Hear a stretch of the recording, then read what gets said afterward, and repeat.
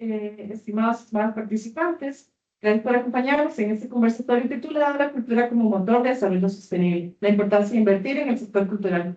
Mi nombre es Yajaira Leyaporos y formo parte del equipo de cultura de la Oficina Regional de la UNESCO. Y tendré el gusto de acompañarles el día de hoy en la construcción de esta actividad. Este conversatorio se enmarca en una serie de diálogos multisectoriales impulsados por la Embajada de España, el Ministerio de Relaciones Exteriores y Cultura y el Sistema de las Naciones Unidas en Costa Rica.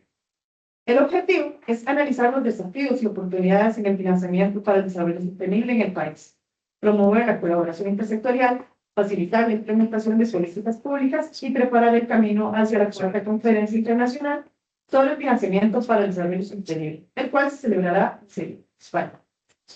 En este marco, la Organización de las Naciones Unidas para la Educación, la Ciencia y la Cultura, UNESCO, lidera hoy este espacio de reflexión sobre el papel transformador de la cultura en los procesos de desarrollo. Nuestro propósito es visibilizar la relevancia de la economía de la cultura, fortaleciendo la diversidad cultural y promoviendo un desarrollo inclusivo y sostenible. Seguidamente, procedo a darle la palabra al señor Alexander Light, director de la Oficina Regional de la UNESCO para América Central, México y Colombia. Gracias, Tara. Muy buenas tardes a todos y todas, los y las panelistas, todos que están conectados en línea. Es un espacio muy importante que estamos organizando hoy desde la UNESCO. Es el séptimo diálogo en la serie de diálogos que Naciones Unidas, Cancillería y la Embajada de España están organizando en la preparación para la gran conferencia sobre el financiamiento para el desarrollo a finales de mes en Sevilla. Tuvimos ya varios conversatorios en ese contexto. En ese contexto, muchos hablaron de mecanismos innovadores de financiamiento, muchos abordaron diferentes retos de desarrollo sostenible y como UNESCO, como la Agencia de Naciones Unidas realmente que trabaja en la cultura, pensamos que es muy importante también mostrar el rol de la cultura y del sector cultural y la posible conclusión del tema financiamiento para el desarrollo y por supuesto también de la relevancia y la utilidad y la importancia de invertir en el sector cultural para realmente fomentar el desarrollo del país y de los países. Todo ese trabajo también se posiciona desde la UNESCO en el contexto de Mondial Cult, el gran congreso de ministros y ministras de cultura. La última edición tuvo lugar en el 2022 y ahí se reconoció la cultura como un pilar fundamental del desarrollo y como un bien público a nivel mundial. Adicionalmente a la declaración de Mondial Cult, ese trabajo está también respaldado por diversos instrumentos normativos de la UNESCO, sobre todo las diferentes convenciones de la UNESCO. Todo el sector cultural obviamente tiene un rol transversal en las dimensiones social, económica y ambiental del desarrollo y también es importante destacar que realmente el valor del sector cultural va mucho más allá de lo simbólico. Obviamente genera más de 48 millones de empleos a nivel global, con una participación destacada de mujeres y jóvenes y representan aproximadamente el 3,1% del PIB mundial. Entonces ahí eso ya nos da ciertos datos sobre la importancia económica del sector cultural. El sector cultural y creativo no solo dinamiza la economía, generando más del 6% del empleo global, sino que también se perfila como un espacio creativo para la innovación, la participación juvenil y emprendimiento, y también es un sector especialmente inclusivo que se presta especialmente también para la inclusión de todos los sectores de la sociedad. Entonces, quedamos muy atentos a lo que los y las panelistas nos contribuyen y todo lo que vamos a conversar realmente con el mensaje principal, que si estamos hablando de financiamiento para el desarrollo, si estamos hablando sobre financiamiento que invertimos y luego también puede dar muchos frutos y multiplicarse para avanzar el desarrollo del país, no podemos dejar de un lado el sector cultural. En eso, muchísimas gracias por la atención y gracias atentos a la conversación. Y cedo el espacio a nuestro moderador.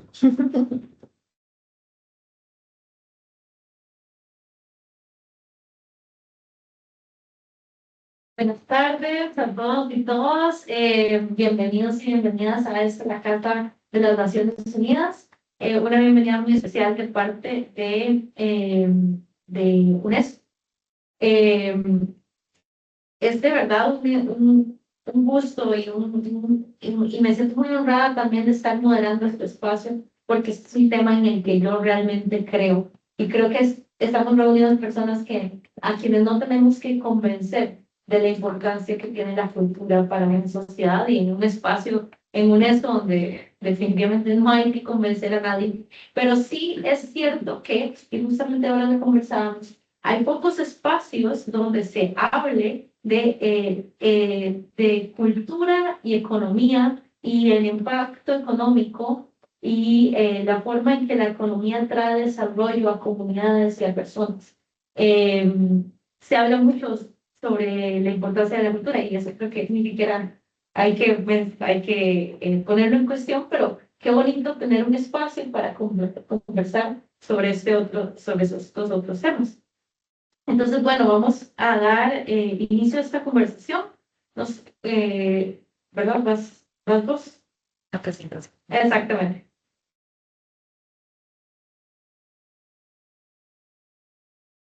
Contamos con un panel de destacadas personas profesionales que compartirán sus experiencias y sus conocimientos alrededor de la economía creativa y cultural.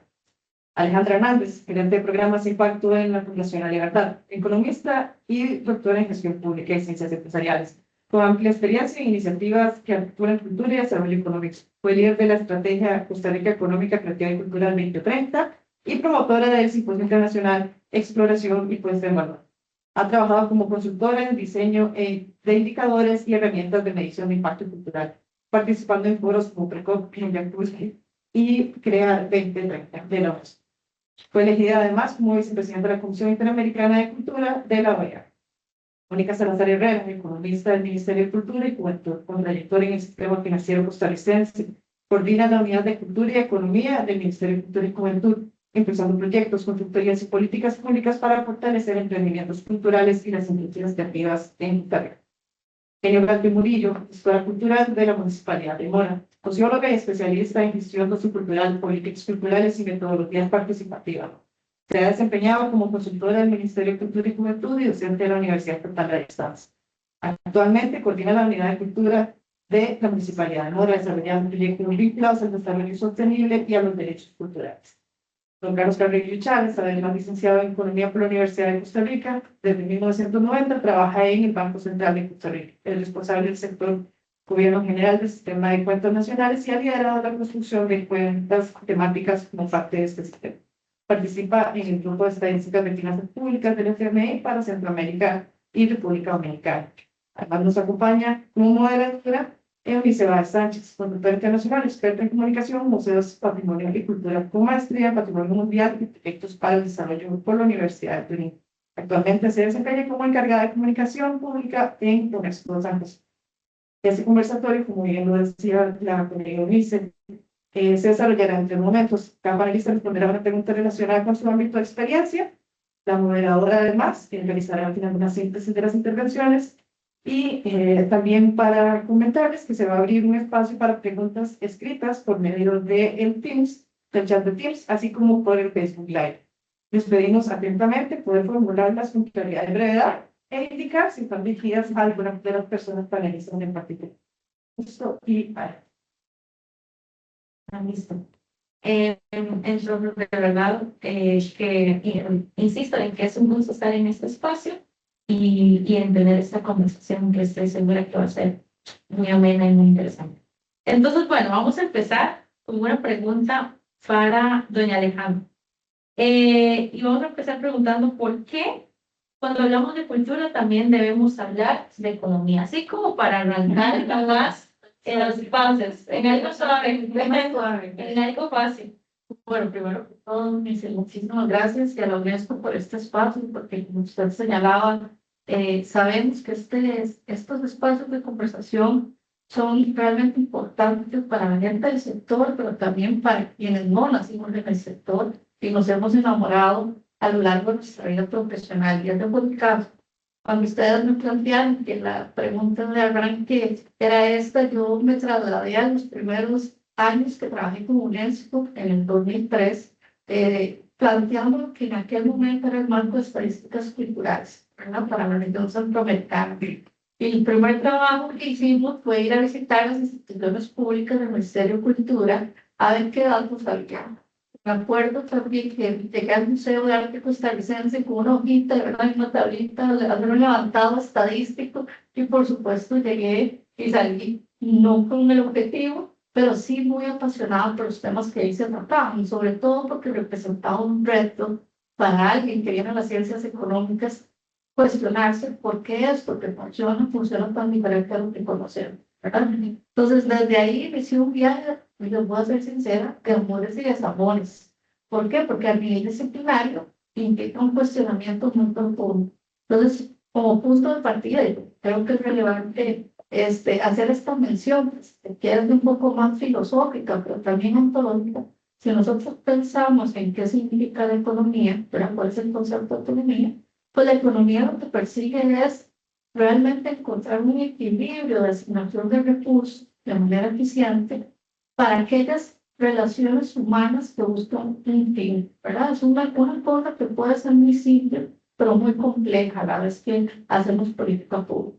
Y si pensamos en lo que es cultura, todavía le agregamos más capas de dificultad, porque realmente la cultura persigue entender esas relaciones humanas que se establecen, cuáles son los propósitos, cuál es el concepto de idealización y conceptualización del por qué se dan esas relaciones y a partir de ahí se desarrollan una suerte de prácticas culturales y creativas que es lo que conocemos. Entonces, dicho esto, teóricamente, uno podría pensarse, bueno, ¿y esto cómo se interpreta pragmáticamente desde la política pública? Bueno, uno como economista a veces se pregunta, ¿por qué un país de renta media debe hacer inversión en cultura?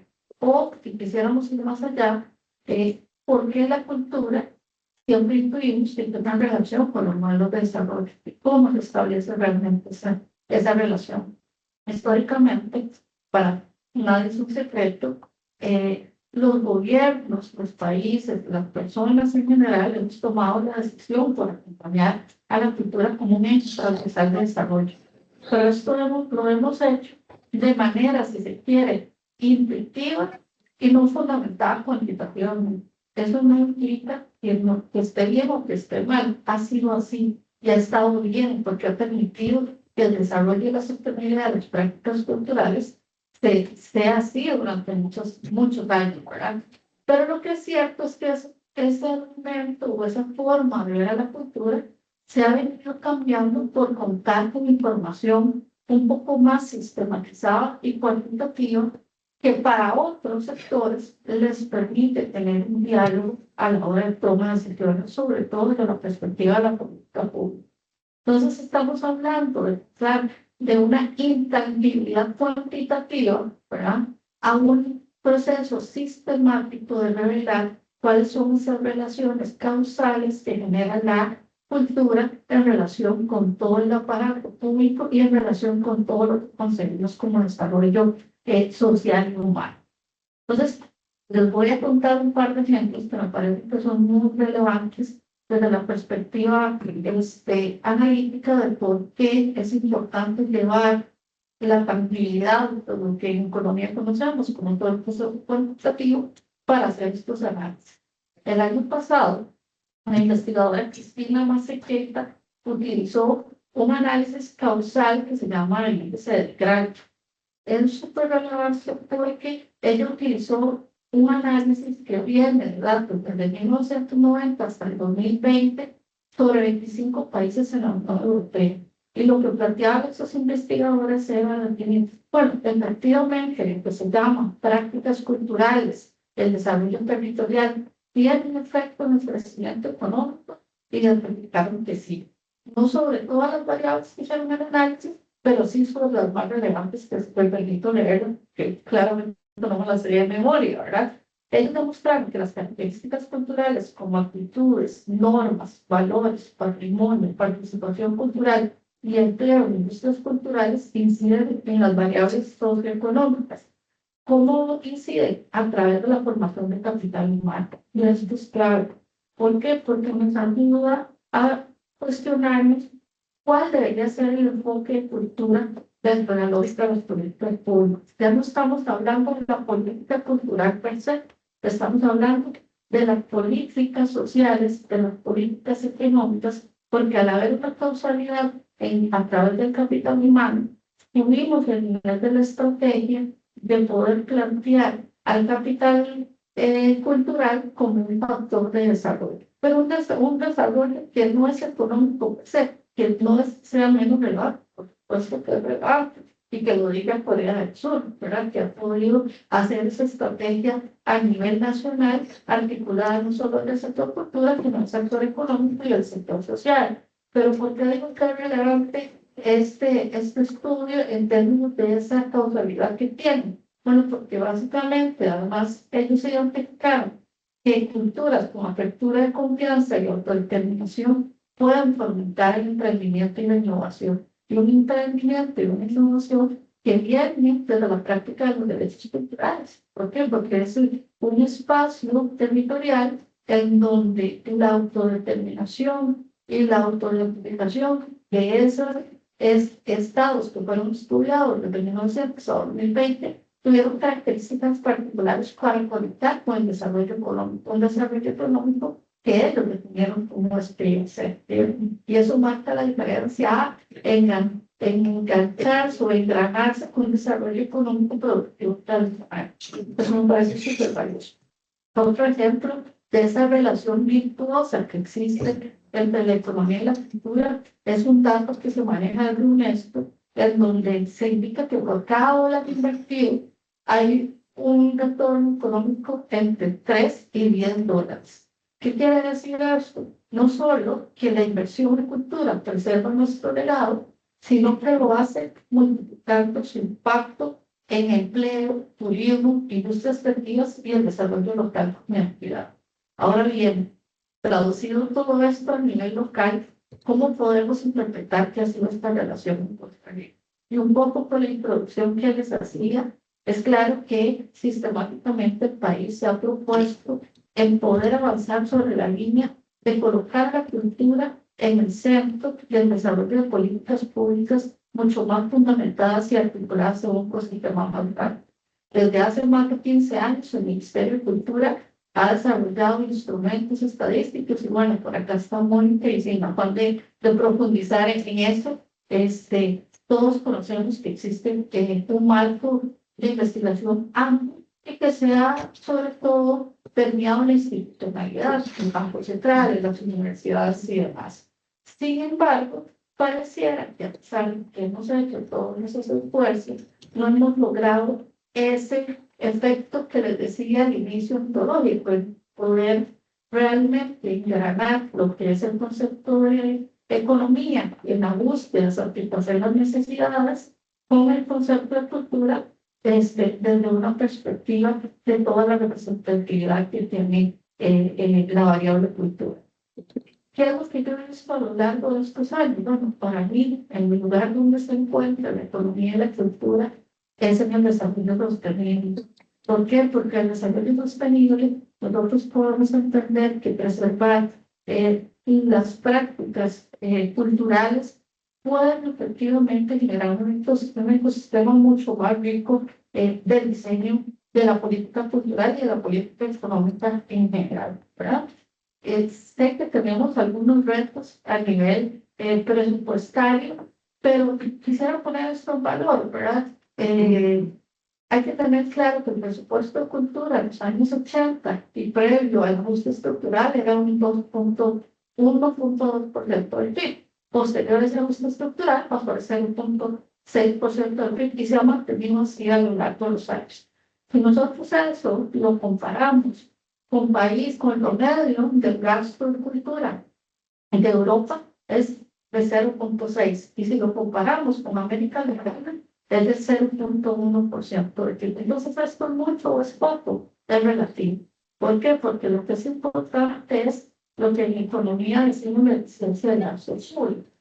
¿A qué le damos prioridad en este gasto público? Y solo para revelarle unas cifras que tiene el Ministerio de Cultura, cuando nosotros vemos la asignación presupuestaria global en cultura, fuera no solo del Ministerio, nos damos cuenta que un 10% de ese presupuesto únicamente va a sectores como el diseño, la música, artes visuales, la literatura. Entonces, esto que hemos planteado históricamente, tenemos retos en el diseño de la política cultural costarricense. Y así con el ecosistema creativo y cultural, el pacto empresarial con el que contamos, si bien es cierto, es amplio, tiene cifras muy reveladoras, no se ha modificado en los últimos 20 años. Entonces, esto de la mano con los retos de seguridad social de los artistas, ¿verdad? El acceso a la seguridad social, el 23,6% de las personas artistas no tienen un seguro social y demás, sin duda nos revelan acciones que son muy importantes desde la perspectiva del sector cultural, pero que se abordan desde la política económica, ¿verdad? Y en función de eso, aún cuando tenemos esos retos, yo lo que quisiera traer en valor es que el desarrollo que ha tenido el sector creativo y cultural no ha disminuido su potencial, sino más bien se ha afianzado a nivel nacional y a nivel internacional. Y tanto es así que representamos un 2% interno bruto, ¿verdad? Entonces, en esta línea, y para ir cerrando, la reflexión quiere decir, bueno, hay instrumentos como la inversión pública que es fundamental para ver el ecosistema, pero también hay otros instrumentos que deben de irse diseñando de la mano con el sector económico, instrumentos como cuáles, como los fondos concursables, que hoy hacían el lanzamiento para el sector de la música, con una aproximación de ACAM, con el Ministerio de Cultura, los fondos que son de capital de riesgo, fondos semillas e instrumentos del sector privado que vienen de la lógica económica, que sin duda alguna fortalecerían sobre todo cuidar el fondo de lo que representa la producción creativa y cultural importante. Y bueno, en esa misma línea creo que es muy interesante justo hacer el enganche con Mónica, ¿verdad? Para más bien, o sea, entonces, ya hablamos un poco hablamos de muchos datos y información puntual y me encanta esto de cómo la cultura encuentra su lugar en el desarrollo sostenible, porque creo que están en la línea justo de lo que venimos a conversar aquí hoy. Y tal vez, Mónica, la pregunta que tengo para vos es, ¿por qué es estratégico? O sea, ya vemos como una esencia. ¿Por qué es estratégico invertir en el sector cultural con parte del financiamiento para el desarrollo sostenible? Bueno, agradecerle el espacio y la invitación a este conversatorio que nos parece realmente importante. Desde el Ministerio estamos muy agradecidos y también desde la Unidad de Cultura y Economía, que represento en este momento. Bueno, decimos en esta pregunta, ya damos por un hecho que es realmente estratégico. Esta invertir en cultura es una inversión realmente estratégica. ¿Por qué? Podemos ver primero como en tres ejes. Es una inversión que crea desarrollo, pero empezamos a ver el desarrollo como seres humanos, nuestra esencia consumiendo bienes y servicios culturales. Entonces, crecemos como personas, crecemos socialmente y crecemos a nivel económico. Otro punto es que la inversión crea integración. Integra seres humanos, integra agrupaciones, integra sectores, integra subsectores, y si lo vemos desde un punto de vista más económico, integra procesos, genera encadenamientos, y esos encadenamientos generan bienestar social y económico en la comunidad. Es una inversión que promueve la identidad de nuestras raíces. Vamos a conocer de dónde nosotros, cuál es la esencia que tenemos nosotros como país, cuál es la esencia de nuestra cultura. Invertir en cultura puede verse también desde la preservación de todo el talento que hay en un país, del talento que tenemos en artistas visuales, en músicos, en bailarines, en escritores y en todas las ramas que ya conocemos. Entonces, es también esa preservación y ese desarrollo de tan valioso talento que tenemos. Y pues aterrizando un poquito la parte económica con fin, ¿verdad? Por mi información y por la unidad que represento. Y hablamos de la importancia de la rentabilidad de los proyectos, de esos emprendimientos creativos y culturales que están a flote, muchos, otros bastante avanzados, pero que están generando bienestar, que están generando recursos y están generando encadenamientos de un sumamente intenso. Sabemos que los aportes de la cultura no pueden medirse cuantitativamente, solamente cuantitativamente, pero tengo que hacer aquí referencia a los datos que nosotros trabajamos en nuestro departamento, y es de la cuenta satélite de cultura. Nuestra última medición, tenemos que el aporte de la cultura al PIB es de un 1.7% del Producto Interno Bruto. Este porcentaje es mayor al porcentaje del cultivo del banano y el cultivo del café y su manufactura, que son aproximadamente un 1.5%. Además, es superior al 1.6% que representan todas las actividades de comunicaciones. Entonces, estamos hablando de un sector cuyo aporte es bastante importante en el Producto Interno Bruto. Y si nos empezamos a hablar un poco de empleo, el sector creativo y cultural emplea casi 40.000 personas. El 2% de las personas ocupadas en nuestro país se dedica a actividades culturales.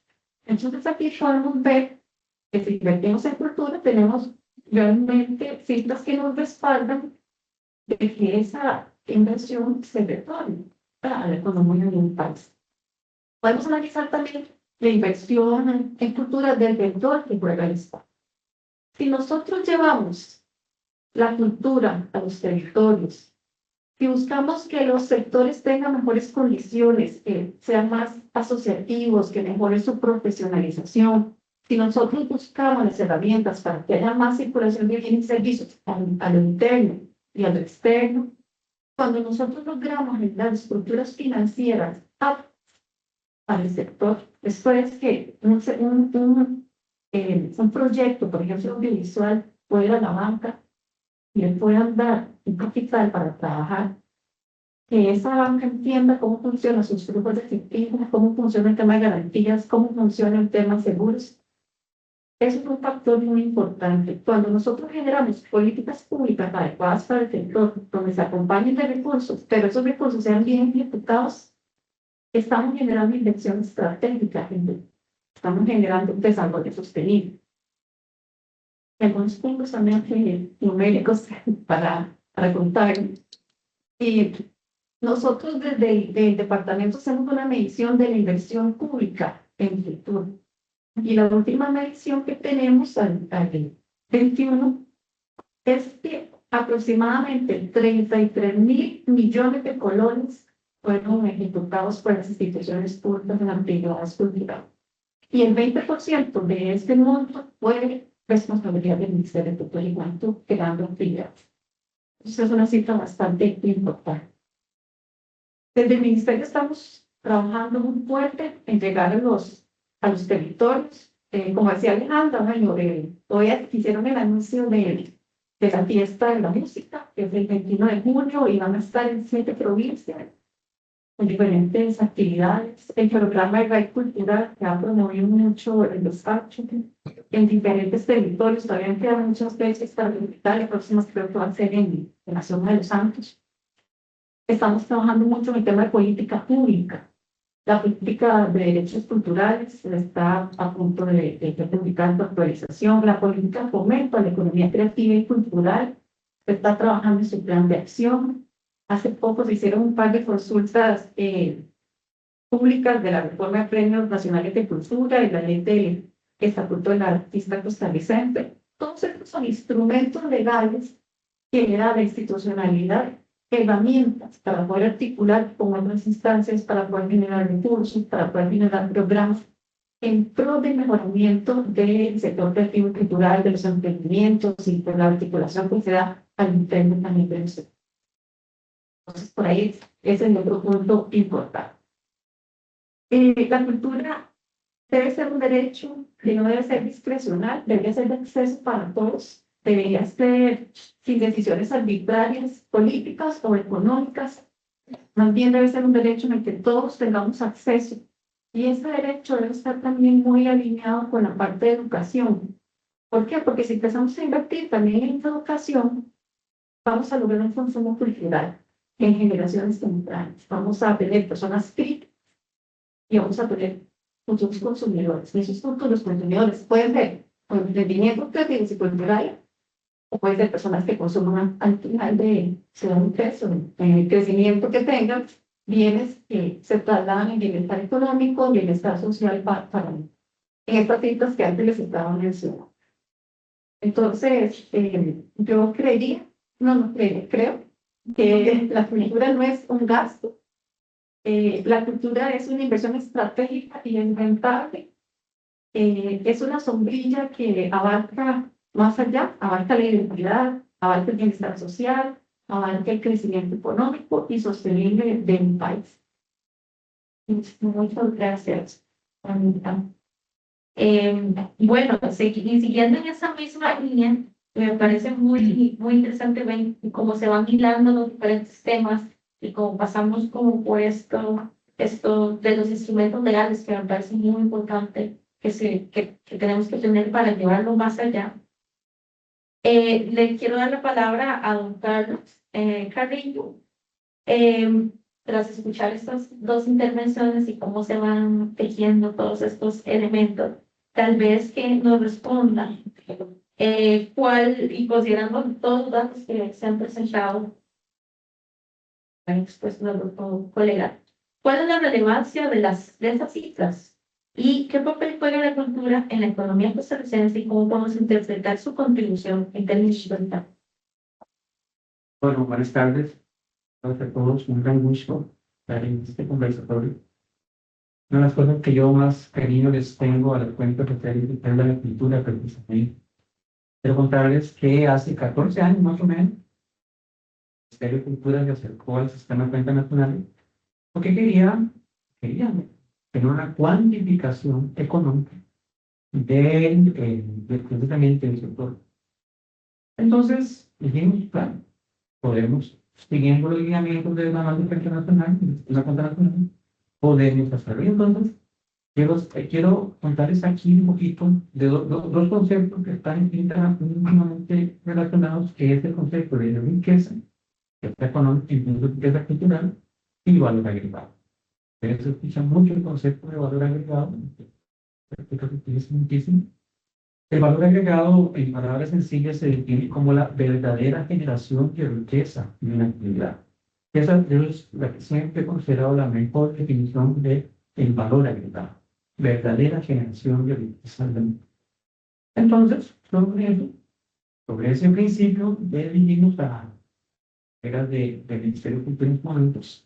Lo que tenemos que hacer es precisamente cuantificar ese valor. Y ahí aparece un verbo que ya se usó aquí, que es el de visibilizar. Usamos también que queremos visibilizar, por ejemplo, en este caso, a la cultura del público. Y también dijimos, desde el punto de vista del sistema de cuenta nacional, visibilizar significa darle un valor nuevo.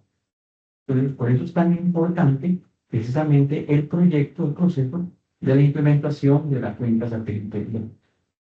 Y de hecho ahora se están llamando cuentas temáticas o cuentas extendibles, ya está cambiando el concepto satélite. Pero igualmente es lo mismo, solo que siempre asociado al sistema de cuentas. Entonces dijimos, bueno, muy bien, vamos a buscar cuál es el valor agregado de la cultura, pero tenemos que definir qué es. Entonces ahí es donde aparece algo que es muy importante, quiero que tal vez tenemos un poco más de tiempo adelante, con respecto al tema de la sostenibilidad o la inversión de la cultura, que es para cualquier cosa, especialmente para la cuantificación económica, tenemos que tener una método. Eso es fundamental. Porque si no, podemos estar incluyendo cosas que se vuelven, de hecho, no comparables o no cuantificables. Entonces nos encontramos que existía en cultura el llamado Convenio Andrés Bello. Entonces, el Convenio Andrés Bello nos dio los lineamientos metodológicos de cómo podemos cuantificar ese valor. El Convenio Andrés Bello identifica 12 grandes sectores culturales, que es lo que dijimos, ¿no? Vamos a darnos a la tarea de cuantificar esos 12 sectores. Y así construimos la cuenta satélite. Los dos resultados que fundamentales, ya se mencionaron acá, es que para el año 2020, 2020, ¿verdad? Que representó un 1.7%. Eso quiere decir que es una actividad económica. Vista la cultura como una actividad económica, es un 1.7%. Y de hecho, cuando comparamos con otras actividades económicas, quiere decir que es muy importante. Y la importancia es un concepto relativo. Cuando de cada 100 colones de Producto Interno Bruto, 1.7 los produce el sector cultural. Y adicionalmente, otro resultado muy importante que el objetivo de la cuenta satélite es que también se hablaba de 40.000 puestos de trabajo. Y eso también es muy bien. Cuando usted tiene una actividad de riqueza económica, ha llegado, pero que también genera empleo, entonces estamos hablando simultáneamente de algo que es muy relevante. Entonces, por eso este tipo de conversatorio para mí es muy importante, porque también el otro elemento que dijimos, y lo decimos a lo largo de todo lo que digamos, consiguiendo la cuenta satélite, es que la unidad económica del Ministerio de Cultura tiene que ser un ente permanente y muy fortalecido a través de él. Porque así como estamos diciendo que la cultura es relevante, que la cultura es importante, entonces su medición es muy. Entonces, cuando vi la temática de este conversatorio, ¿verdad? Entonces, cuando hablamos de inversión en cultura, ¿cómo podemos hacer para tener bien claro eso? Me surgieron dos temas. Uno, ¿por qué no se buscan políticas que hagan que ese 1.7 vaya creciendo? Por aquí se mencionó que a nivel del promedio mundial es poco más de un 3% del Producto Interno Bruto. Bueno, ¿por qué Costa Rica no puede tener un 1.8, un 1.9, un 2 o hasta más con respecto al PIB? Y para eso, ¿cómo se logra eso? Bueno, haciendo la actividad precisamente. Y desde el punto de vista, cuéntanos sobre eso que significa que tenga más valor. Entonces, pero, por eso hablaba de la metodología, ¿cómo podemos nosotros darnos cuenta que estamos generando más valor agregado, más peso con respecto al Producto Interno Bruto? Entonces, lo que tenemos que hacer es ver cómo podemos medir mejor esas actividades.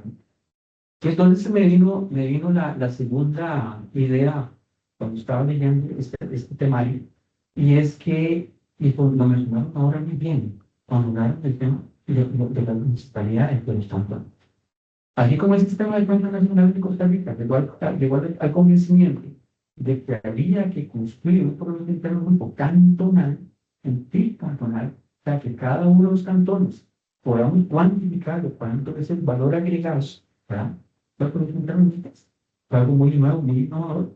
Bueno, me parece que la Unidad de Cultura Económica, en colaboración con el Banco Central y con cualquier otro tipo de ente, puede tratar de hacer algún proceso de cuantificación cantonal, porque eso nos va a decir cuáles son los cantones que más valor agregado enfrentan a la cultura, ¿verdad? Cuáles son los que le generan muy poco valor agregado, y precisamente en un tema de redistribución, un tema redistributivo, esos cantones hay que ver cómo se desarrollan, porque pueden ser que sean cantones que generen un valor agregado importante al Producto Interno Bruto, pero por la razón que sea, analizarlo y cuantificarlo, que se le pueda dar algún tipo de estímulo, ¿verdad? Para que tenga un mayor valor.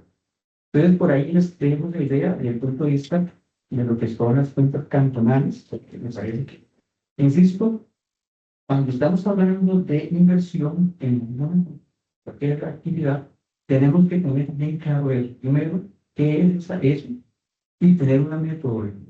Y cuando ya usted cuantifica, entonces ya usted dice, caramba, así es lo estoy pagando. Es un 1.7 a nivel nacional. Pero eso quiere decir que habrá cantones que tengan mucho más que ese 1.7, pero habrá cantones que tengan mucho menos. Y pueden ser cantones que tengan mucha riqueza cultural, pero hay que darles un estímulo. Pero entonces, bueno, esa serie de ideas que traía, ¿verdad? Porque, insisto, la riqueza, entendida como valor económico, también se asocia a esa riqueza cultural, porque la cultura genera riqueza, genera riqueza económica, y es donde tal vez buscar dónde es que se están teniendo cantones que se podría generar política o programas, ¿verdad? Que podamos generar más valor agregado. Pero por ahí viene, digamos, esas ideas que traía, ¿verdad? Básicamente desde la óptica del tema de cuentas nacionales como parte de la unidad de apoyo a la joven de Colombia. Entonces, Muchas gracias, don Carlos. Y don Carlos, justamente no pudimos hilar esto mejor, porque cómo se va tejiendo cuando usted conversa sobre el tema de los cantones, y justamente tenemos acá a Kenia, que es la colega que sigue en esta conversación y que es quien nos acompaña de parte del Cantón de Mora. Y entonces a Kenia, cuando estamos hablando de economía, desde el nivel local, que nos explica el valor agregado de la cultura que aporta a un cantón, así como las razones y los mecanismos que han llevado al Cantón de Mora a invertir en este sector. Muchas gracias. Un saludo a todas las personas que nos acompañan y a mis compañeros en Costa también escuchar sus presentaciones, porque como decía Eunice, bueno, las personas que no conocen el Cantón de Mora, les comento que está situado hacia el oeste de la provincia de San José. Se caracteriza porque tiene un distrito central que es más urbano, tiene 6 distritos que son más rurales, tiene un territorio indígena, ¿verdad? Y es interesante el caso del cantón porque tiene desde el 2014 una inversión sostenida en cultura, en el presupuesto destinado para cultura. Pero sí tengo que decir que eso no ocurrió así ¿verdad? Sino que fue resultado de la incidencia de las personas de la comunidad, de actores, de líderes, de lideresas, que estuvieron presionando para que el gobierno local destinara un porcentaje a cultura, más entendido desde la parte de la educación artística. Entonces, efectivamente, se logró tener un porcentaje de 3% para la inversión en el cantón. Este porcentaje está en un acuerdo municipal, lo cual también permite que sea sostenido, que sea fijo, que no esté sujeto a cambios políticos, económicos, el contexto que pueden pasar y que son, ¿verdad? Normales en la gestión social. Y entonces, con este presupuesto, se estuvo financiando mucho tiempo procesos artísticos de educación, de formación, de presentación, de producción artística. Y desde el 2022 empezamos también a trabajar en un proyecto para plantear una política cantonal que integrara también todas desde el grupo que derechos culturales, la normativa nacional e internacional vigente en temas de derechos. Entonces se amplió, digamos, a dónde se dirige este presupuesto. Tenemos 9 programas. El presupuesto se dirige, por ejemplo, a financiar profesores, profesoras para la educación artística, musical, temas que tienen que ver con los emprendimientos, cómo formamos a las personas emprendedoras, para cosas básicas como ponerle precio.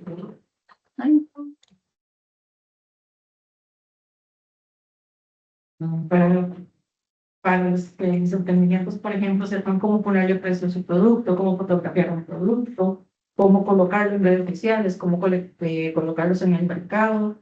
También capacitación en lengua de señas costarricense, porque tenemos una perspectiva de accesibilidad. Entonces, cómo estas personas se integran a las dinámicas, a los servicios y a los bienes que la municipalidad puede brindar.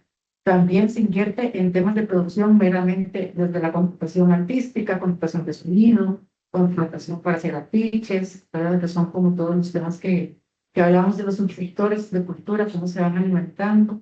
También se invierte en la salvaguarda del patrimonio, ¿verdad? Dentro de las convenciones internacionales, la convención de UNESCO sobre patrimonio inmaterial, por ejemplo. Entonces trabajamos esos procesos con las comunidades, pero se invierte como con una persona facilitadora.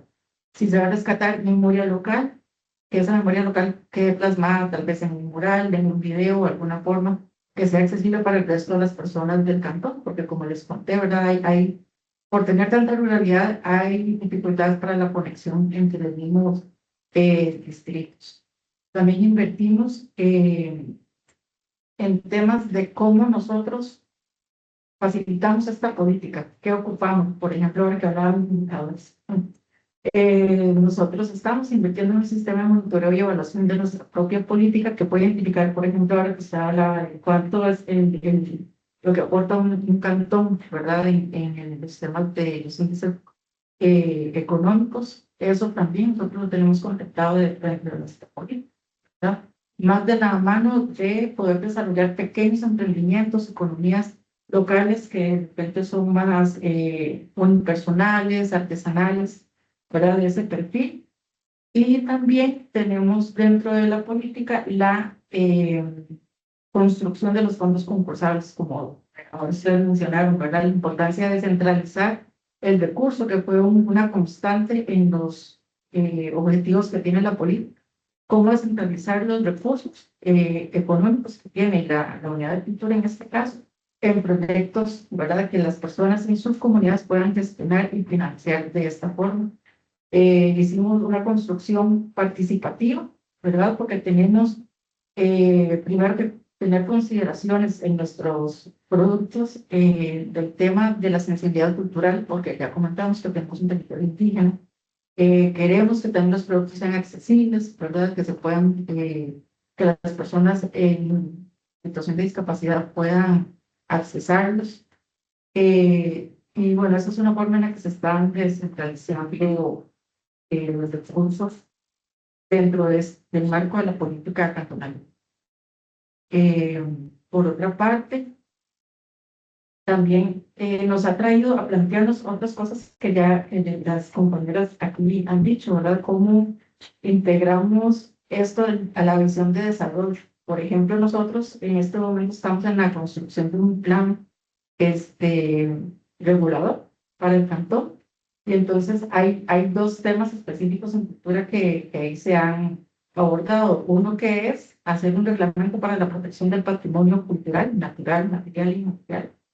Pero también el tema de queremos desarrollar el territorio o territorializar el desarrollo, que es tener todas estas consideraciones socioculturales para implementar o definir qué tipo de desarrollo quiere el cantón. Entonces, para mí es como muy importante que se relacione esta parte, porque también hay mucho del estigma de que la cultura no genera desarrollo, ¿verdad? De que la cultura de repente es como invertir en el baile típico o en cuestiones más artísticas y tiene una relevancia de este tipo. Estamos planeando el desarrollo del cantón, estamos contemplando cómo la cultura va a modificar o definir ese desarrollo. Y bueno, también está la parte social que Mónica también ya describió, pero es cómo todos estos programas que nosotros ejecutamos repercuten en el bienestar de las personas y de la comunidad.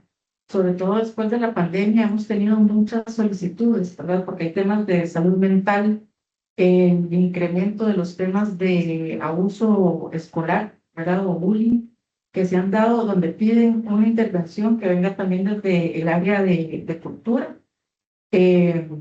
También, por ejemplo, estamos en una red interinstitucional que tiene a cargo la ejecución de un plan de prevención de sobrepeso y obesidad infantil que se elaboró junto con UNICEF y con el Ministerio de Salud. Nosotros somos piloto, estuvimos en el diseño y la construcción de ese plan, ¿verdad? Porque sí, la cultura abre espacios para el ocio, para la recreación, pero también para moverse, para compartir. Y esto está asociado también a la salud mental. Y el tema de la alimentación también está asociado a la salud mental. Entonces son impactos que, ¿verdad? No vamos a poder medir tal vez, pero que sí nos involucran. Eh, También estamos en otros temas, por ejemplo, que tienen que ver con gobernanza, que hablamos, bueno, ahora tenemos el territorio indígena, ¿verdad? Entonces también cómo ese territorio asume su desarrollo cultural y desarrollo económico, ¿verdad? Desde una lectura externa, desde lo meramente monetario, o cuál es la forma de autogestionar ellos su proceso cultural y económico. Entonces hay muchas aristas y también dentro de lo que decías cuando estaba oyendo el reporte, que también hay investigaciones que dicen que la resiliencia comunitaria es mucho más fácil, más sencilla o tiene mayores posibilidades cuando hay y se han trabajado todos estos temas de cohesión social, que los trabajamos nosotros directamente a la hora de que estás con tus compañeros haciendo un ensamble musical, que estás llevando la misma clase de danza, a la hora que estás escuchando la ponencia de la otra persona, el poema de la otra persona. Eso también nos hace vincularnos mejor, conocer más qué recursos tenemos en la comunidad, que entonces nos permiten dar una respuesta también más inmediata en temas, por ejemplo, de resiliencia. Eso es como para ir un poco más allá, ¿verdad? De lo que se crea en la dirección, cultura, como ya hablamos, ¿verdad? Patrimonio, educación artística, pero también repercute en temas de salud mental, repercute en temas de incidencia que nos envían. Y ahora que también están estudiando mis compañeros, pasa el tema que en lo local, en lo comunitario, a veces queda invisibilizado el aporte de estos pequeños emprendimientos, ¿verdad? Las señoras que están en la feria artesanal que nosotros tenemos todos los viernes, ¿cuál es el aporte para sus economías?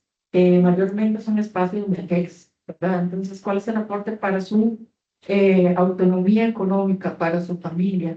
¿Verdad? Eso se visibiliza, no se visibiliza.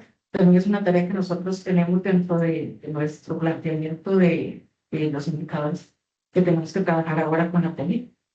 Entonces, bueno, todo esto para decirles que piensen en invertir en cultura, sino como un MP, como un medio, ¿verdad? Ya vimos, como les comentaba, para nosotros un medio para trabajar temas de sobrepeso infantil, de estilos de vida saludable.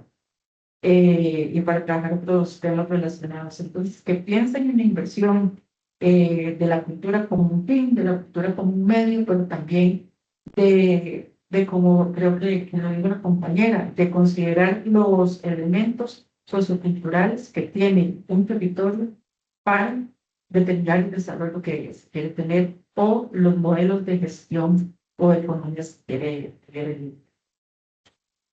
Muchas gracias, Kenia. Bueno, también en este espacio originalmente teníamos a una artista, a una colega cineasta, Antonella Suazasi, pero por un motivo personal no nos pudo acompañar aquí hoy, que definitivamente habría enriquecido esta conversación trayendo a alguien que creador o creadora. Sin embargo, estoy convencida y además varios me confirmaron, colegas creadores y artistas que están conectados aquí, invitamos a que también hagan preguntas y comenten en esta transmisión. Nada más como para hacer una síntesis muy rápida de todo lo que conversamos aquí hoy, que me parece fascinante y creo que todos y todas podríamos seguir hablando durante mucho rato. Voy a repasar, hacer un repaso de algunos elementos, de algunas ideas que me quedan por aquí cuando hablamos de la cultura esa necesidad de tangibilizar, ¿verdad? O cuantificar es todos estos, el valor de la cultura de alguna manera, que es una necesidad muchas veces para justamente poder dar elementos claves para invertir, ¿verdad? En ese sector. Y eso, y también mencionaba Alejandra este tema de dónde está, la cultura dónde está, ¿verdad? Y se encuentra en el desarrollo sostenible. Y justamente cuando hablamos de ese desarrollo sostenible, Mónica nos hablaba sobre esa inversión que crea desarrollo. Entonces, no solo encontramos la cultura en el espacio del desarrollo sostenible, sino cómo invertir en este sector se multiplica de tantas formas. Pero es muy importante, nos devolvemos, que no todo puede medirse cuantitativamente, ¿verdad? Hay mucho valor en este sector que no es fácilmente tangible y creo que lo tenemos muy claro, pero no vale la pena recordarlo. Pero también cómo esto genera y tiene un claro espacio en nuestra economía como país. Y don Carlos fue muy claro en mencionarlo, que desde un proyecto como las cuentas satélite, las cuentas temáticas que mencionaban, que donde llevan este nombre, realmente dónde está ese valor agregado, dónde se encuentra la riqueza de este sector. Y lo vemos también en el hecho de los empleos y la cantidad de empleo que genera un sector como ese. Y eso me lleva a lo que comentaba, donde vemos en un cantón, y don Carlos decía la importancia de cuantificar por cantón, y Kenia nos dice, lo vemos, invertimos en este sector porque vemos el efecto que tiene sobre el cantón, tanto en el desarrollo del cantón en sí, como en la resiliencia comunitaria, y me encanta eso. Y recordaba y justamente con la colega Yajaira del sector de cultura, mencionábamos cómo, qué impacto cuando recordamos la pandemia, cómo fue el sector que salió del primero a dar su trabajo, a obsequiar su música, a poner a disposición de las personas que se quedaban en casa su arte y su trabajo. Y sin embargo, seguimos pensando que no es clave. Seguimos pensando que es el postre y que no es el tarde. Entonces, bueno, con estas observaciones quería darle paso más bien a algunas preguntas y respuestas que nos están haciendo desde la transmisión. Y tengo por acá una pregunta para el panel de parte de Brando Parrantes, que pregunta: ¿qué rol deben asumir las organizaciones comunitarias en la promoción de la cultura como motor de transformación social? Y no sé si alguno quiere responder, tal vez Kenia, así yo ya veo. Sí, yo, bueno, te quedó, fue con lo que quise iniciar también y que no quiero dejar de lado en esta exposición porque para mí era central. Que en el Cantón de Mora, por ejemplo, fue de iniciativa comunal, ¿verdad? La que impulsó que se asignara un porcentaje a la inversión de cultura.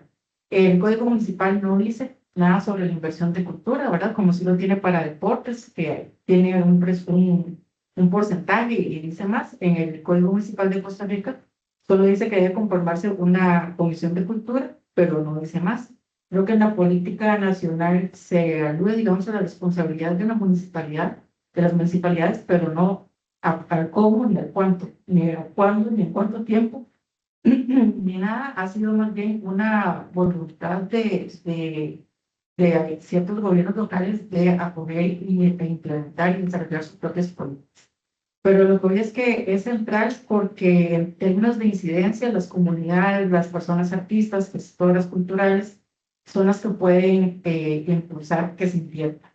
Yo no sé, hablando de la pandemia, si recuerdan que hubo una presión de un grupo organizado de artistas y de gestores para que ¿cómo se llamaba? Pero que sí lograron solicitar al ministerio que hubiera un presupuesto específico que fue el nombre del salvamento comunitario. Entonces, esos son como dos ejemplos de cómo sí, que usted demande, que usted se organice, que usted entre sus colegas, sus pares y, ¿verdad?, pueda solicitar, pedir, incidir y no quitar el dedo de la raya hasta, ¿verdad?, lograr que de repente las necesidades del sector sean escuchadas, porque también nosotros, por ejemplo, como gobierno local, tenemos claro que tenemos que llegar donde no llega la empresa privada, la escuela privada de música. Nosotros tenemos que meternos donde no llega nadie, porque no hay caminos, porque no hay buses, porque no hay lo que sea, es nuestra responsabilidad porque es un derecho.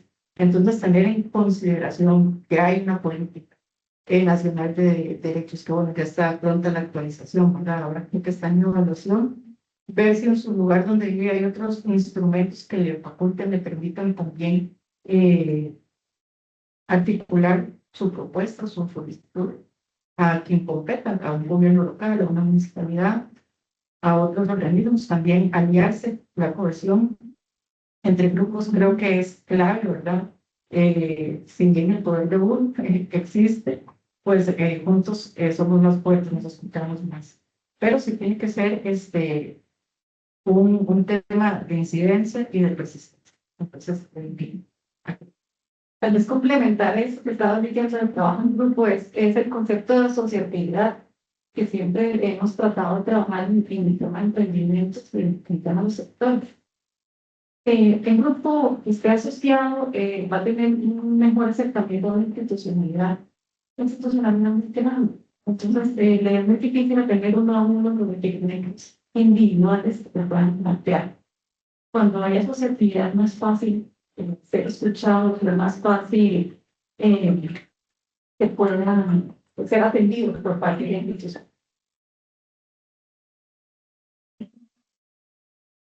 No sé si alguna quiere sumarle a esa, bueno, sí, un poco la reflexión y tomando las palabras de Kenny de vuelta, es estratégico el tema de la demanda, de las necesidades, precisamente por lo que hablamos desde el inicio, ¿verdad? El ordenamiento público tiene instrumentos más o menos estandarizados que interpretan la realidad desde un supuesto que puede ser desde hace muchísimos años, leyes que datan de los inicios de 1900 y demás. Entonces, si no hay un acercamiento, si no hay una demanda a la actualización de esos instrumentos de carácter de la política pública, por supuesto que las brechas se van a seguir acentuando, ¿verdad?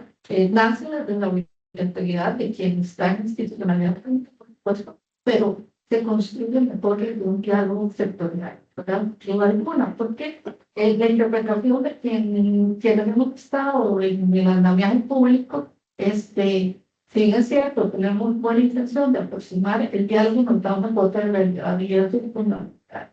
Y para ponerlo en perspectiva, sobre todo lo que tiene que ver con el rendimiento objetivo y cultural, lo que señalaba Mónica, ¿verdad? Esto, además de sensibilizar probablemente el sector económico, que es el más alejado y el más quizás quisquilloso temeroso por la interpretación del riesgo que puede hacer tomar decisiones de carácter económico del sector, no solo supera esa conversación, lo que es cierto es que hay una necesidad de llegar con un volumen, ¿verdad?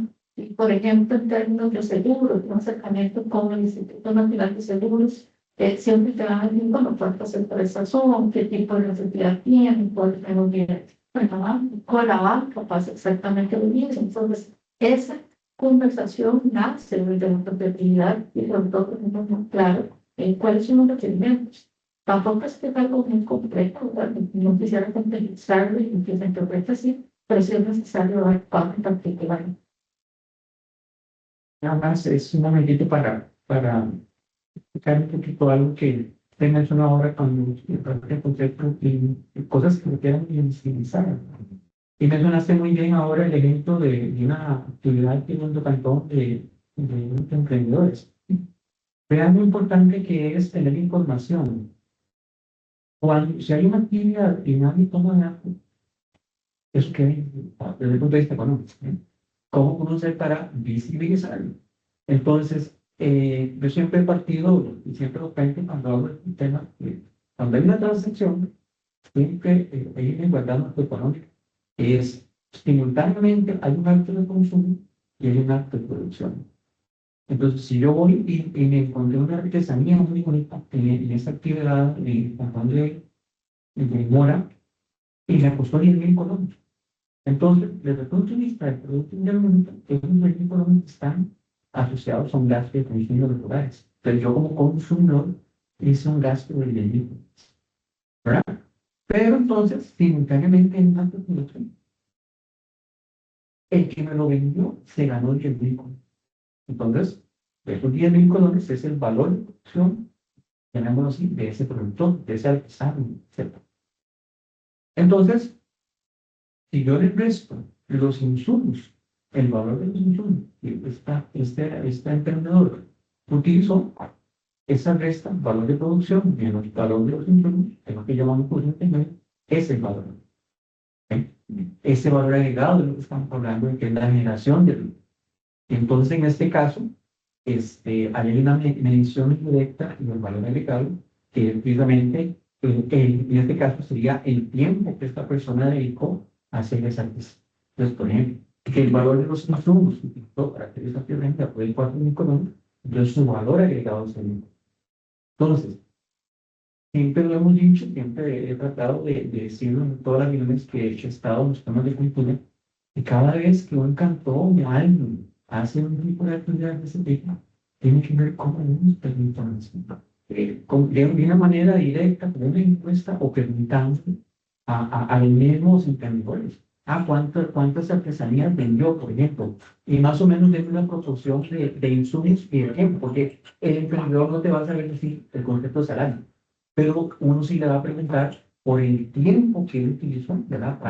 Para producir esa artesanía. Entonces, ahí, cuando ya podemos, a través de una medición de este tipo, pues una pequeña encuesta, o a los que asistimos a la actividad de consumidores, o a los emprendedores que actúan como productores, ¿verdad? Entonces nosotros podemos utilizar esta actividad.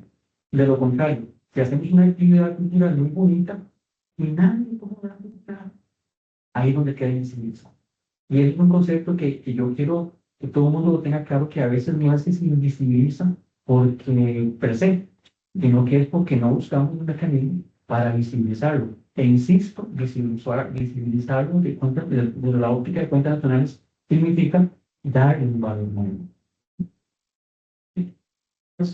Por ejemplo, ahora que comentaba que estamos en diseñando un sistema de monitoreo y evaluación de la política, va justamente también a eso, que sabemos que no tenemos claridad de cuál es lo que se está generando en estos países, pero que también ocupamos acompañar a la persona artesana y productora para que pueda también fijar esos precios de acuerdo a todas, ¿verdad? Al valor del mercado, al valor de los insumos, al valor del tiempo que se invierte, porque creo que ahí hay una disparidad, ¿verdad? Que tiene que ver, y también tenemos dos perfiles, la persona artesana y la persona emprendedora, tienen dos formas distintas de entender su propio negocio, ¿verdad?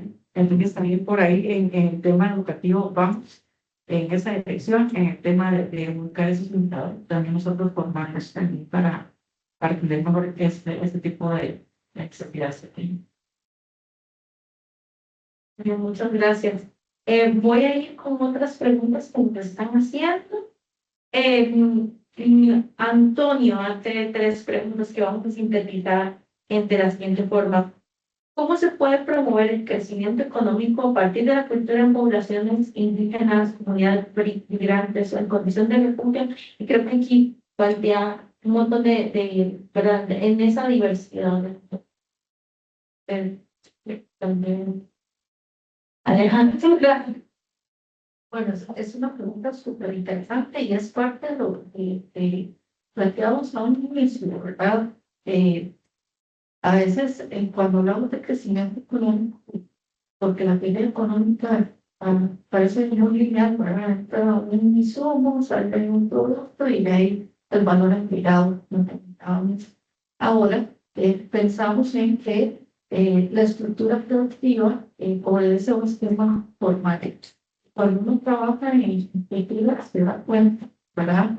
Que hay diversidad de elementos que hay que tener en consideración, porque le va a poner una capa más compleja a este consumo, ¿verdad? Y es que efectivamente todo el desarrollo cultural también pasa porque no estamos en un concepto lineal, sino en el contexto urbano, pero el desarrollo colectivo muchas veces se desarrollan proyectos, ¿verdad? En productos concretos, que es desarrollar una obra, desarrollar una artesanía, y eso tiene un principio y un fin que hace que las personas se agrupen para este momento en particular hagan la transformación del producto, tiene un valor agregado, pero no necesariamente va a continuar a lo largo del tiempo como tradicionalmente lo tiene. Entonces, cuando pensamos en la población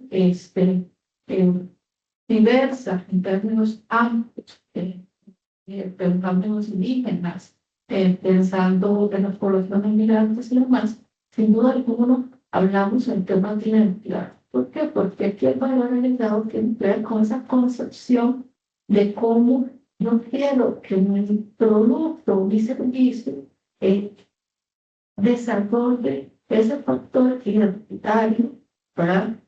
Sea desde una particularidad de mi condición, por ejemplo, sea un territorio indígena, o de mis prácticas culturales, como yo las adapto con comunidades migrantes, ¿verdad? En este contexto cultural. Y ahí es donde está este valor agregado que señalábamos ahora. ¿Por qué? Porque ese factor diferenciador de la actividad es el que nos va a decir que efectivamente esto viene a engranarse en la economía global como algo que nos va a hacer pensar el sentido de lo que hacemos y consumimos diariamente. Por eso es que la cultura es tan computadora y tiene unos retos que cuando uno lee a David Crosby, los grandes economistas que han trabajado la cultura, yo me acuerdo que les decían, bueno, es que usted puede comprar una obra, va a pagar una obra de teatro y no sabe lo que está consumiendo, es muy diferente para poner sus jeans, pero se va a entrar y no va a saber.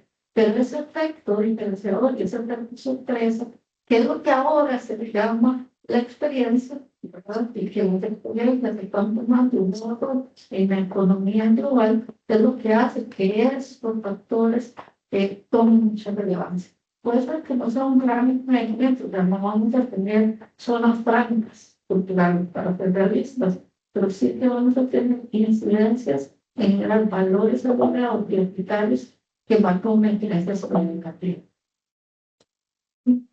Tal vez justamente en esa misma línea y ya como última pregunta para antes de hacer un cierre,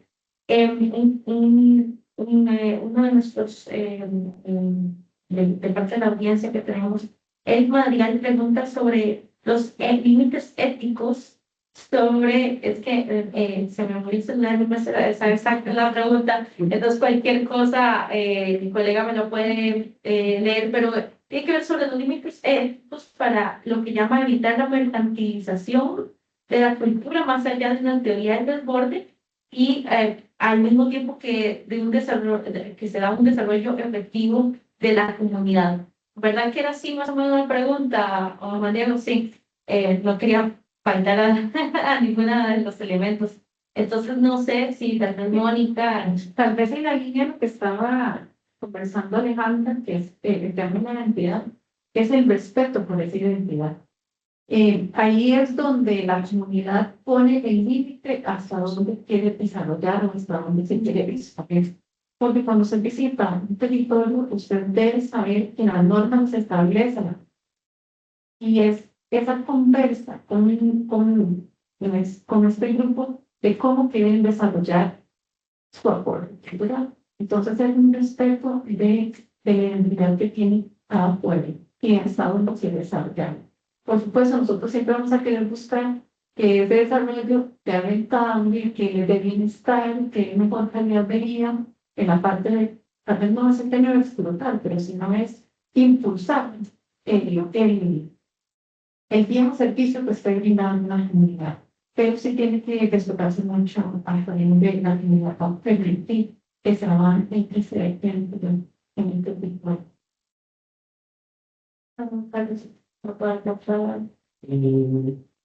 Bueno, desde la óptica de cuentas nacionales, digamos, yo siempre he dicho que lo primero es tener datos. Eso. Usted tiene datos, tiene capacidad de hacer mejor el cobro, incluso aumentar política pública. ¿Sí? Vamos a ver, ahora que mencionan este tema de la identidad, cuando se habla, por ejemplo, en el convenio del 20, el manual de las cuentas de pintura, ahí se habla de las cosas inmobiliarias. Entonces, hay cosas que están fuera de lo que nosotros llamamos la frontera de producción, que no es parte de ese movimiento, Pues, por ejemplo, ¿qué pasa si yo soy un pintor famoso y yo hice una pintura muy bonita que tiene un valor de mercado de $1 millón, pero yo la tengo en mi casa? Esto no es parte del producto interno, porque yo no la he vendido. Cuando yo la vendo, ahí eso es parte del producto interno. Pero la metodología dice, yo la puedo valorar. Tal vez no $1 millón, pero la puedo valorar. Y eso entraría como parte de la cuenta de PIB. Pues ahí también hay un tema rescatable, ¿verdad? Que es a través de encuestas o a través de algún tipo de medición, siguiendo los lineamientos del manual de Convenio Andrés Bello, se puede también pensar en este tipo. Entonces vengo porque ahora se mencionó algo que es exactamente, como si todo fuera el mercado, como si todo fuera que yo voy a vender y tengo que cobrar un precio que cubra mis costos de producción y por lo tanto genere una ganancia que nosotros en efecto le llamamos el excedente, ¿verdad? Y ahí están los precios de mercado. Bueno, posiblemente eso no aplica en la pintura, ¿verdad? Pero entonces tenemos que ver que el tiempo que el artista, etcétera, dedicó a su obra de arte, etcétera, ahí está su remuneración. Y esa remuneración es el valor. De hecho, el principal componente del valor agregado, ¿verdad? Y las actividades que encuentro, es su remuneración. Es el tiempo cuantificado de ella, ¿no? ¿Verdad? Es el de valor. Entonces, insisto, tenemos que en primera instancia tener datos de lo que sea, todos los datos son importantes. Y entre mayor cantidad de datos tengamos, e incluso lo que nosotros definimos como datos no monetarios, por ejemplo, que no cosas que bueno, tal vez no tienen valor monetario, pero nosotros con eso podemos generar valores monetarios. Y eso digamos, nuestro punto fundamental, ¿verdad? En el tanto, el sistema catalán, en este caso, la unidad de economía de cultura pueda generar esos valores monetarios, puede tener más elementos, o va a tener más elementos precisamente para tomar mejores decisiones, ¿verdad? Y una de ellas es precisamente esto que estamos hablando, que es el crecimiento desde el punto de vista, ya para terminar, del nacional, que ojalá ya no digamos que es un 1,7% del PIB, sino que vengamos después a decir, no, ahora es un 2%, entonces vaya creciendo. Exactamente, ¿verdad? Porque eso quiere decir que las políticas públicas están surtiendo. Ahí para comentarles, porque ahora se señalaron los datos esta semana, Natalia Rodríguez de Expresivo publicó algo que a mí me encantó, que decía como que la base de datos para ellos ha sido un activo muy importante. ¿Por qué? Porque les permitía conocer esa interacción con el público y no que fuera un algoritmo determinado que tiene que estar. Fue mucha realidad muy buena, es cierto, que en este mundo que además estamos acelerando los procesos de poder conocer esa identidad que nosotros tenemos como equipos creativos y demás, toma mucha relevancia. Tenemos mucho más relevancia de trabajo con electrónicos y por el proceso de la crítica pública, ir pensando y apuntando. Es muy importante poder lograr medir ese montón de sectores que todavía están esperando por un campo en la aprendizaje. Y pues el esfuerzo se hace desde el departamento